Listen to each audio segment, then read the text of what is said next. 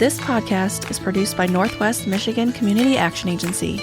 The Collective Us, an NMCAA podcast, focuses on inspiring you through stories of those we've helped through our programming or by linking local resources to community members in need. Join us as we learn about the programs offered through NMCAA and how we touch people's lives every day.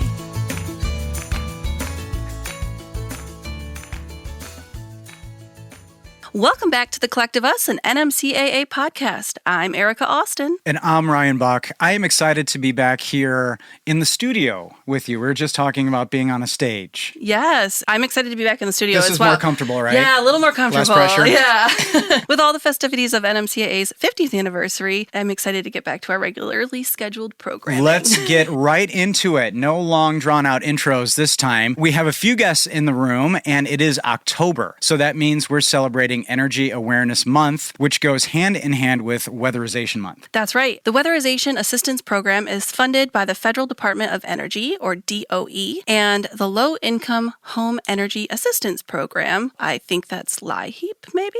Do we know? I don't know. I don't know. We'll have to discover along. Look at this. Here we go. The program provides energy conservation and health and safety services for eligible low-income households at no cost to the residents. NMCAA determines the applicant's eligibility, performs the necessary inspections, and ensures that each home receives the appropriate energy efficiency upgrades and works with mechanical and insulation contractors to complete the upgrades on the homes in our service area. This is a lot to be thankful for. On the first couple of cold days of the year, when people start to turn on heater, there's a lot of fingers crossed and a lot of hopefulness. We have some new acronyms. Yeah. I'm just delighted. You can probably hear it in my voice. And we have the experts in the room to get to the bottom of this, and we're going to introduce them. You heard them a little bit before, and we have a returning guest. We'd like to welcome back Jeremy Truog, NMCAA's Technical Manager in the Housing and Energy Efficiency Services Department. That's Ryan's favorite acronym. That's well known to the collective. That's my favorite. We also have Terry Denoyer, BPI Energy Auditor and owner of Denoyer Inspection Service. Welcome. Thank you. And we have Marshall Willobee, BPI-certified Energy Auditor and Quality Control Inspector and owner of Ideas for Home Buyers. Welcome. Thank you. This is wonderful to have so many. I feel good energy in the room. We have a returning guest and a lot of cool perspective. Yeah, I'm really excited for today's discussion. So I'm excited to have all of you here today because, like we mentioned, we're talking about weatherization, but specifically in the work in which all of you do, which is the home energy audit. I'm so fascinated to learn more about the process and what kind of tips and tricks you may have for our everyday listeners. But before we get started, I did hear another acronym, and I have to know, what is BPI? It's the Building Performance Institute, and they've kind of formalized the training that inspectors do. And so an inspector that's BPI certified could do an energy audit anywhere in the country, and it's just kind of the symbol of excellence. So it's just a certification. Yes. Jeremy knows what's up. And LIHEAP, can we confirm that? Yep. Jeremy, thank you. Perfect. So you already mentioned it. It's just a certification, so that's great. So let's jump into the process of a home energy audit. What does that look like? Yeah, what does it look like? I mean, there's a lot of qualifications and things that take place before we show up. But, it boils down to gathering information, gathering data about the house, insulation levels, air leakage points, things that use utilities, electric or gas and propane. And we use a rating engine to see what makes sense to do to the house. Okay. Does that sound about right? Yeah. There's a lot to that. We're looking for health and safety issues in the home that we should address. We do a lot of checking of, we always have a little carbon monoxide alarm, so we're always watching the carbon monoxide levels because things happen at people's homes that they don't know about. Right. We're just looking that they store their chemicals properly. We're looking for anything that could influence their health and safety, and that includes some of the diagnostic testing. We see how, if the bedroom doors are closed, if it's overpressurized or not. So there's just a lot of little things that we collect information on, and from that we put it all together. That's interesting. When you look at it from a health and safety perspective, I think that just kind of occurs to me. You think of this as kind of routine, but as it tunes to your own health and safety. So what in general, to those in the room, can people do to be best prepared to have a good inspection? Is there anything that people can do? Terry, you mentioned insulation levels. What can people know, or just what information can they be prepared with? Well, I mean, it's always helpful for them to provide us access to places. So we need to get under the house to check for gas leaks. We primarily check health and safety issues first before we do the rest of the diagnostic testing. So making sure that we can get into attic spaces to look for things that need to be fixed before we could proceed, or things that may cause further health and safety issues with our testing. So providing access to the inspectors. Right. Under the house. Again, something that maybe you don't think about. So gas leakage and things like that, all part of this, not just how much air am I losing out of my potentially unsealed windows. Right, or water leakage. There could be bonding water under the house that they don't know about that, that could be another thing testing could bring into the house, which we don't want. So Right. And there are, every year there's new technology that can help identify issues for you, things with water. So do you have to just have everything at your disposal when you're doing these things? Maybe that's a little insider baseball, but what's fun? We have a fair amount of equipment that we bring into the house. I have clients ask me fairly often if I'm moving in. Oh, really? Okay, there's an image right there. But the intention is to, do some real gnarly work to make sure that people's homes are safe, a healthy environment to be in. And would we go past BPI certification? I don't know. Can we, because we talked about BPI, can we talk a little bit about what does it mean to be BPI certified? Yeah, basically it consists of 2 tests. One's a written test, which can be kind of tough for some people because it's a lot of math and stuff. And then there's a in-person test where you go through everything you would do on an energy audit, explain what you're looking for and why. And it sounds complicated, but we have this checklist that if you just go right down the list, right, and you know how to do the testing, you should pass pretty good. But I'm not sure why they settled on, because there's other certifications. There's home energy raters, which is more for new construction, certifying new homes for Energy Star. But I think BPI was just set up for existing homes, and it's just become the standard. Right. It's a pretty stringent standard, and they have lots of prerequisites. So you have to be in the field for quite a while and have a pretty healthy amount of experience before you can even test to meet the standard. Okay. Are there things unique about some of the areas that NMCAA serves, Traverse City, for example, that make our community unique in any way as it relates to regulations? Harder, more difficult? We have a really varied stock of housing up here. There's a lot of manufactured housing versus, places south of more older houses, which present different challenges. So I would say we have a really diverse housing base up here. Which obviously, that can affect your need to be prepared with tools. Absolutely. And we'll talk about more tools later. Yeah. Interesting. Yeah. You mentioned a checklist for the testing. I'm wondering if you have a checklist also when you walk into a home for an energy audit. What's the first thing you do when you walk in? Well, when I walk in, I check my meter, my carbon monoxide meter, just to compare with outside averages. Sure. Get a baseline. Yeah.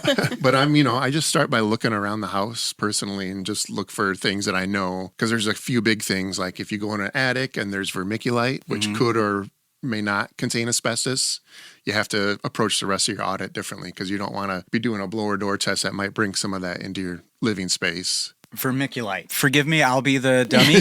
Do you mind elaborating? It's this mineral that they used for insulation, and it looks a lot like little chips of mica. It's really shiny, but they use it for insulation because you could just dump it in by the bag, and it's pretty decent. But some of this vermiculite mines were associated with some asbestos. So some of the vermiculite contains asbestos at a dangerous level. Some is just contaminated by it, and some is free of it. So just bad luck from what I understand. There was just a wave of really asbestos random that went through this area where they were mining for, 50 years. So it's totally hit or miss. Some of it's fine. This is something that's just in the industry, So I'm fascinated by the fact that, Jeremy, you rely on just your instincts and your experience to kind of start your way. And Marshall, to your point, the varied home stock, you're going to have all kinds of things, different insulation you're going to find. So that list, how often does it fluctuate? You're talking about this kind of a regulatory piece. Is it all encompassing as it can be? Yeah, I think so. I don't have a checklist that I use just because I've done it for so many years, but there is definitely set data that you collect. Yeah. And we do have data collection sheets that help organize it, but I tend to just scribble on a piece of paper personally. There you go. Yeah. Terry's got some nice sheets that he does that, I can sit and, I can match it up with his audit. And Okay. Makes sense. So working styles can merge. Yeah, for sure. How they need to. And I'm clearly just looking around the table and they have to. And that's a pretty consistent theme on the podcast end with NMCAA is it does take a lot of different people and talents to make these critical things happen. Yeah, absolutely. Well, it's time to call out those career milestone achievements. In October, we have 4 employees who are celebrating 5 years with NMCAA. Danielle Bruning, Jennifer Duncan, Laura Porter, and Jennifer Chaffee?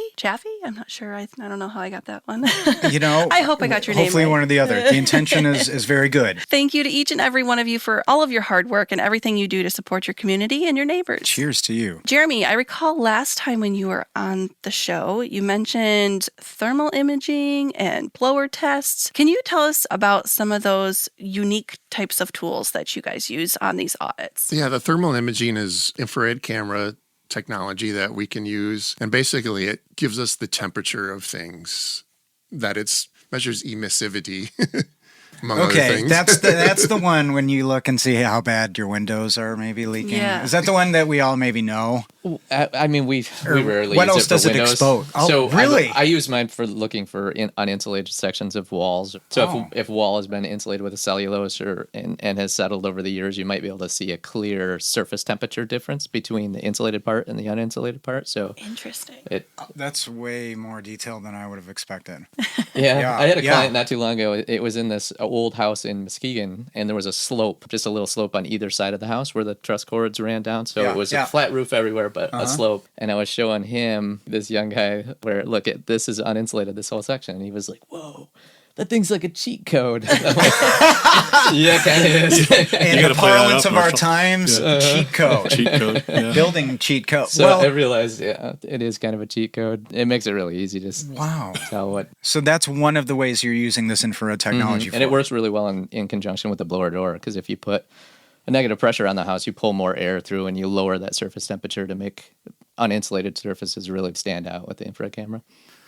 Okay. Least of all the windows, you said. I would have thought that's like a really big, or is it easy to kind of discern? So windows are just a piece of glass between you and the outside. So under best of circumstances, they're leaky. They're not a great idea, but we like to be able to see outside. So we don't focus a lot of our efforts on windows because it's not usually the place to save a lot of money on the house. What do you think? There's almost always lower hanging fruit. Oh, okay. It's because windows are very expensive, and a single pane window has an R value or insulation value of like 1. And the best like double pane, high tech, very expensive windows might have an R value of like 3. So you'll never pay off going up. That's fascinating. And so what's a good R value? Well, they actually use the U value for windows, but they're just thermal holes in the wall no matter what you do. So it doesn't. So what does the revolution look like? Windowless? I was going to say, from an houses energy with no windows. You'll notice newer houses have less window. And we figured that out. Yes, I agree. When clients ask me about windows, I generally, if they have an uninsulated foundation, so concrete has a really low R value. So if all of the exposed concrete, if you added that up and compared it to the surface area or windows, the bang for the buck would be in the foundation because you have, it's like a massive window in your entire basement. Right. So that's how I steer the conversation away from windows whenever I get a chance. Sure.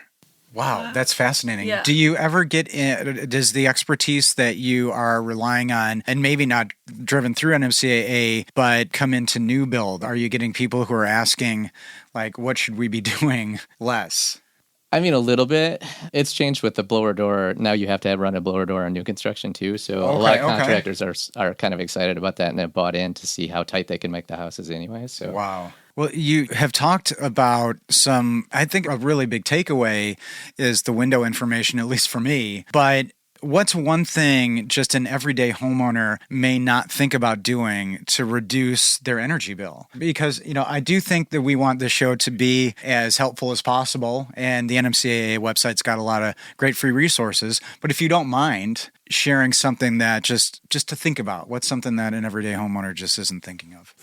Things that are going to be on the top of our work order. So our work orders go in order of savings to investment ratio. At the top is almost always LED bulbs. At the top.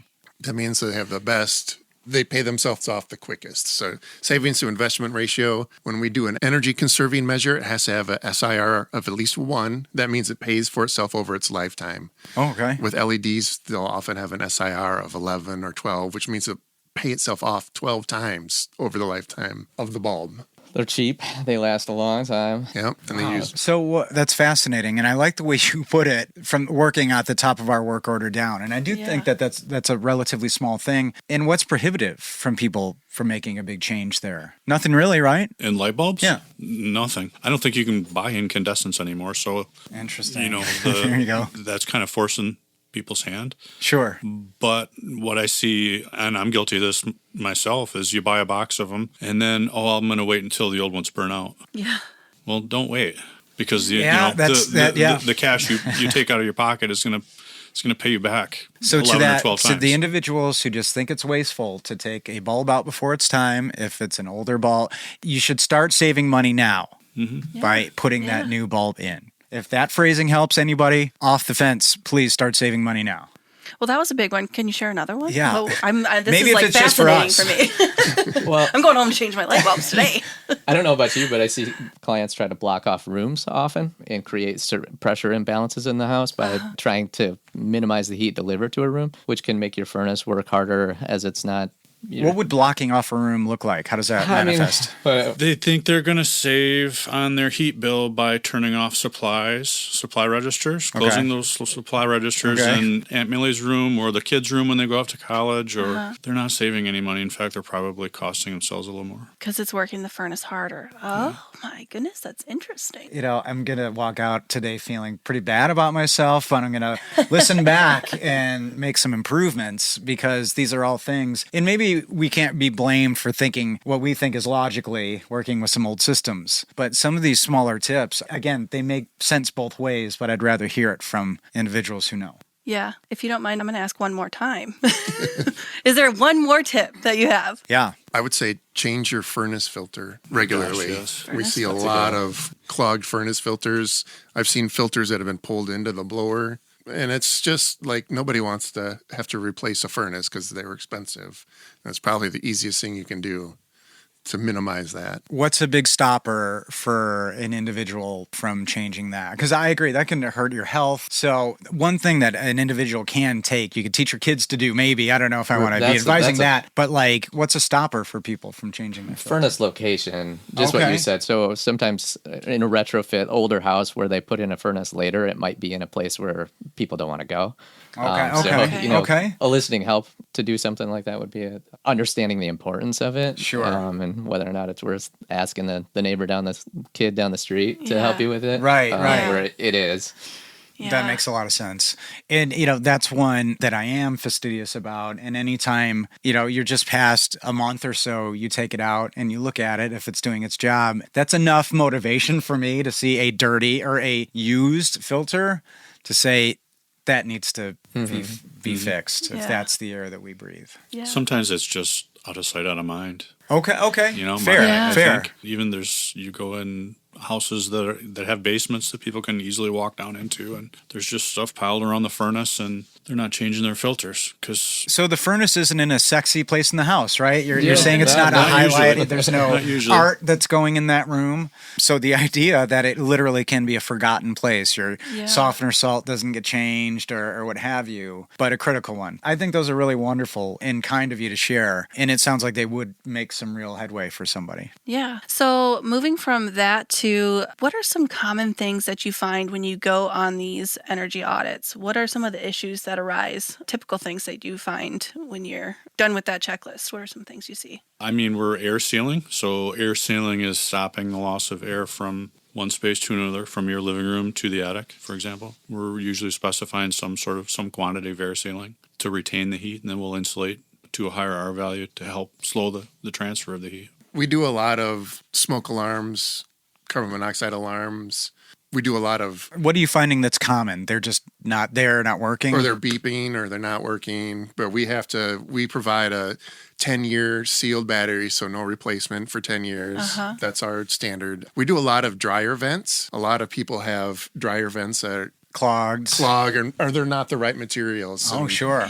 That's very important. And what are issues there? You can have some clogs on the exterior too if it's an exterior event. Well, it's a fire hazard. Fire, right. Yeah. But I often hear by the time I get there for the final inspection how much faster the clothes are drying now because they didn't realize they were plugged or they were the wrong material. And talk about using energy. Yeah. The dryer struggling. Extra static and on the pressure. machine, do you want to buy a new dryer? Yeah, absolutely. Right. That's wow. And again, try not to feel too badly, but these are things that are easily forgotten, but also easily noticed and addressed, and can be quite a few variables for the individuals. Yeah, and to what Terry was saying, like almost every stick-built house, you usually find some kind of anomaly where there's a chase around the chimney or something where you can see down into the walls and looking for, talk about low-hanging fruit, something that you can seal up for $50 that might make $150 savings a year and keep warm moisture from going into. Are you finding that people who are in a home that's large, they haven't downsized yet, and they're like using that spare bathroom as a botanics room, making their tub into a garden? Are you seeing anything like that? Are you seeing, interesting use of too much space? And are there any things to look out for when, you're trying to downsize within your large space? Well, a concern with that is you don't want elevated moisture levels in the house, and plants produce moisture. We water them and they, so in a tighter house, that could be a bigger problem than like an old Victorian house where you've got a lot of air coming in to keep that humidity in check. Sure. So a lot of times when you see houses with a lot of plants, you may find moisture issues in other places. Fascinating. So that's kind of a heads up to really be paying attention when you're in those other places if that's contributing to a moisture issue. So we try to discourage that if it gets, because we either need to ventilate or... Okay, so you can provide solutions. There's for sure. There's solutions to it. If they haven't thought about it ahead of time. Because I'm not saying they haven't thought of it, but, maybe if they hadn't. Seems like a good idea on the surface. Like, honey, we don't use this bathroom. Just put some bamboo in it and let's grow a garden. Yeah. Because it'll improve our breathing inside. Yeah. There's a very specific range of humidities that your house should be. And most people don't have any idea what their humidity in their house is. And in fact, you'll have people trying to put humidifiers onto their furnaces. Well, that's I think, I don't even know. I can't point to what it is in my house anymore, but there's dehumidifiers, then there's a humidifier humidifying the dehumidified air, and then we're getting moisture out of certain areas. So for people who just have confusion, just call and reach out, right? Yeah, it doesn't hurt. Absolutely.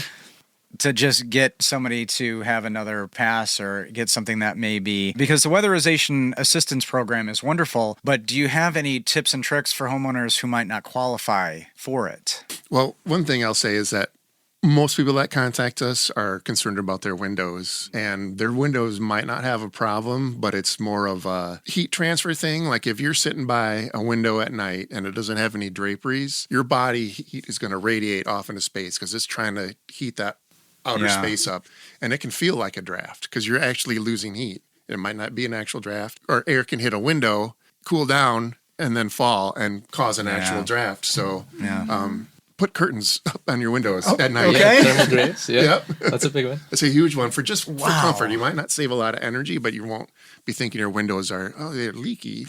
Right. No, it's shooting your body heat out into space. Sure. Yeah. Program your programmable thermostat. Yeah. Kick it back at night when you're sleeping anyway. A lot of people have those, but don't take advantage of them. Meaning what?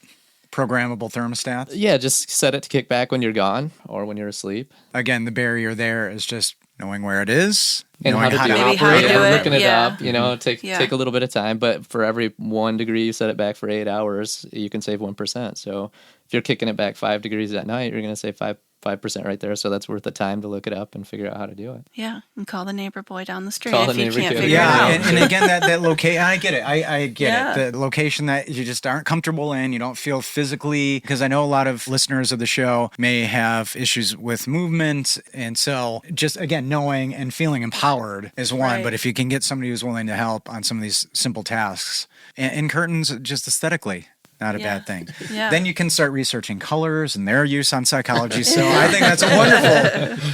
So we talked about if you're not eligible for the program. So Jeremy, I don't know if you can tell us offhand who is eligible for the Weatherization Assistance Program.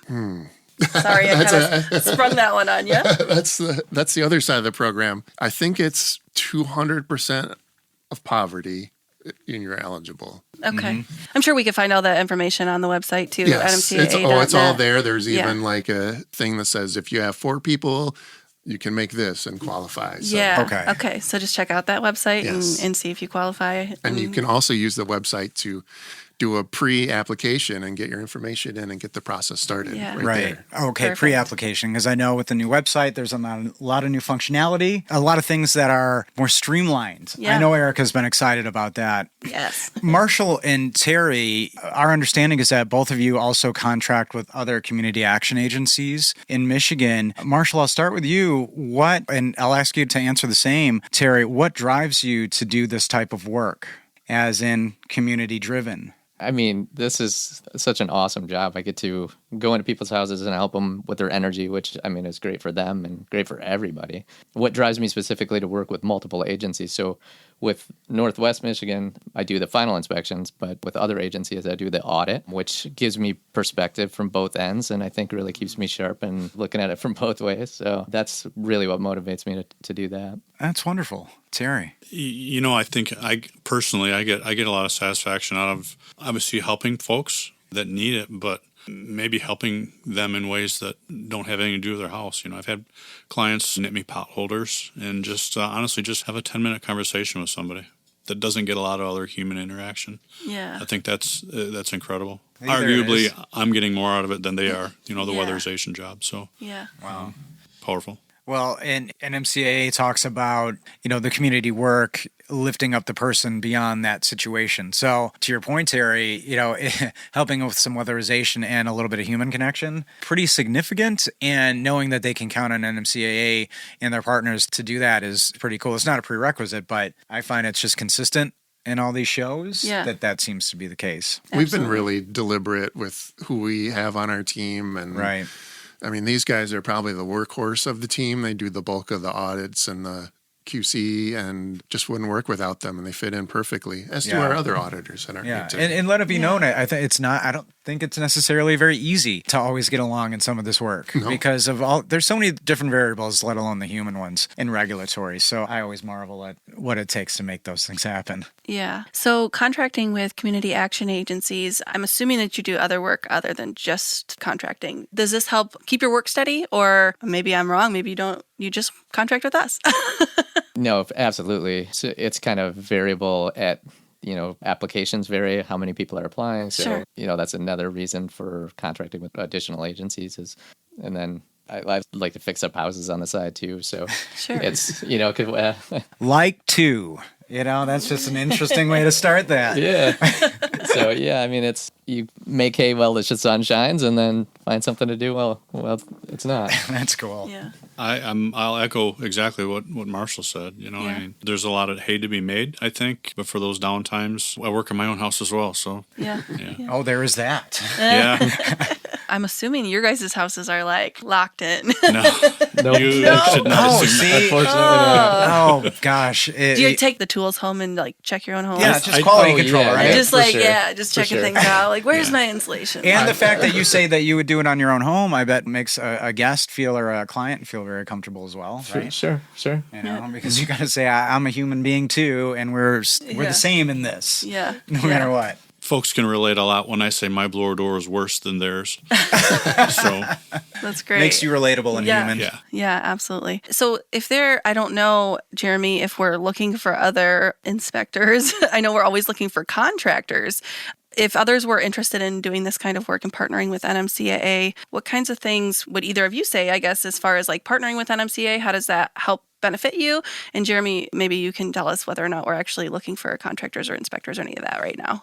At the moment, we're not looking for them, but if Okay. something came up, we wouldn't turn them down. We're just kind Okay. of in a transition period. We're finally shifting our gears into some good production. We've had some gains in shell crew lately that we think is going to help speed things up. Great. That's so awesome. we always could, but right Yeah. now, I think Things are looking I good. think Terry Operating could do optimally. 100 audits a month for us if we needed him to. Wow, that was. 100 would be a lot. Yeah. That's a tall order. I still think he could do it looking at his face. Yeah, I know. I think he'd try. So what would you say about partnering with NMCAA? I mean, it's a great group to partner for. Everybody makes you feel like you're a part of the team. So it's not like I don't necessarily feel like a contractor working with these guys. I feel like part of their group, and when I see them, they're always excited to see me, and they've got a really good thing going, and I'm grateful to be a part of it. It helps when it's smooth. We talked about how great it is to give back. We know this program helps our neighbors in need. And Marshall and Terry, do either of you have and you talked about a guest who just needed some human interaction. Any other story that pops up just like that kind of touches your heart, that stands out, a client interaction or something that our listeners may benefit from? Gosh, I mean, you never know what you're going to get when you walk through someone's home. So that I think a lot of times people have a tendency to be sort of apologetic when, I had a lady a while ago she was pulling an air tank hose around and had a walker, and she was apologizing to me that she couldn't clear a tote of stuff from under her attic scuttle, and I'm like, ma'am, let me just, if this is the least I can do, let me do it. And I think I try and leave everyone with a positive feeling as I leave, and hopefully that sets the table for the rest of the steps in the project. That's incredible. That comes up a lot on the show, that you and the folks you work with are in people's homes. And it's not always a foregone conclusion that it's going to be easy, smooth, pleasant maybe. And the poise that you have to carry is just extraordinary. If you don't mind, Erica, can I jump in with a few facts? Yeah, absolutely. Fun facts before we wrap up today's show, or some very staggering facts. So while researching this program through our community action resources, we found, 1, over 20% of households have reported reducing or foregoing necessities such as food and medicine to pay an energy bill. Weatherization saves families $283 per year on average in energy costs. That's crazy. Okay, just going to breathe in on that one for a second. 2, the Weatherization Assistance Program strengthens the American workforce. WAP supports more than 8,500 skilled laborers and thousands more in related industries. Isn't that incredible? So hooray, skilled trades. Yeah. And number 3, 7.2 million households nationwide have received weatherization services since inception in 1976. 7.2 million. Crazy. I love all the facts. That's amazing. Before we go, Jeremy, can you remind our listeners where to go to find out more about NMCAA's weatherization program? Check us out on www.nmcaa.net. Yep. Go to the weatherization page, or Beautiful. the HEAS page. Yeah. Absolutely. Or HEAS. Yes. Yeah. All right, the time has come. We've got our hardest hitting questions right now. Part of the episode. All right. So, Marshall, if you were in charge of marketing for this weatherization program, who would you choose as the spokesperson? You have access to any spokesperson. Who would be your endorsement for spokesperson for the weatherization program? I think Tish is an excellent ambassador for the program. Let's go. I'll go Tish. All right. Wow. It could have been anybody. Could have been Taylor Swift, and it's Tish. I love this. Tish is a great answer. Yes, it is a great answer. It's a great answer. Okay, Terry, your hard-hitting question is, if you had one wish for the weatherization program, what would it be and why? Any wish. Doesn't have to be even realistic. Be totally in the stars. My wish I would wish that we would have a record-setting number of applications and the ability to meet them. Great wish. That's amazing. This was a really, really great answers, and practical, once again, answers to those kind of fantastical questions. Yeah. And Jeremy, you're off the hook this time. Yeah. Unless you have a spokesperson that you'd really like to get for the weatherization program. I was actually thinking... I believe in putting that into the universe. I was actually thinking that Mayhem guy from the insurance commercial. Perfect. Because homeowners don't know what they're doing in their house. And, all right, Mayhem guy. And I believe he one. is the architect of that actual campaign. So if he needs to switch, because I think the Verizon is now a Sprint person, you know what I mean? So anything can happen. Yeah. Well, Ryan, would you like to do Ryan's take? Yeah, actually, I once again marvel at the ability of NMCAA to get great partners, to do really hard work. All the intricacies, as Marshall and Terry were talking about, just the little things walking into a house. And I started to think about my house and all those little things. It just really takes a lot to say, I'm going to get with these partners and they're going to go into your home and they're going to take care of you. So cheers to NMCAA for really just making great partnerships happen for our community.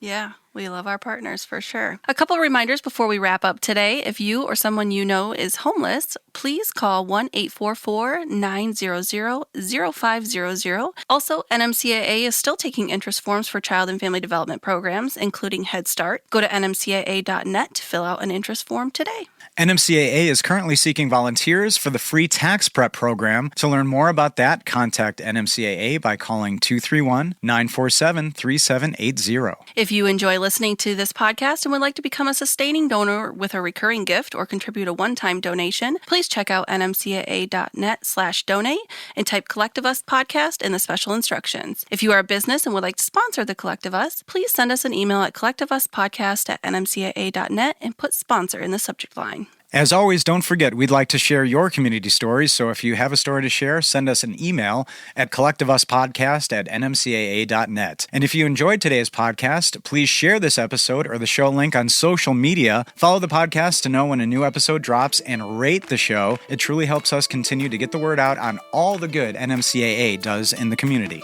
And if you'd like to learn more about Northwest Michigan Community Action Agency or the programs we offer, or would like to make a donation, we encourage you to reach out at 231-947-3780 or visit our website, nmcaa.net. And to the collective today, we encourage you to continue to strive each day to do something to help yourself or your neighbors.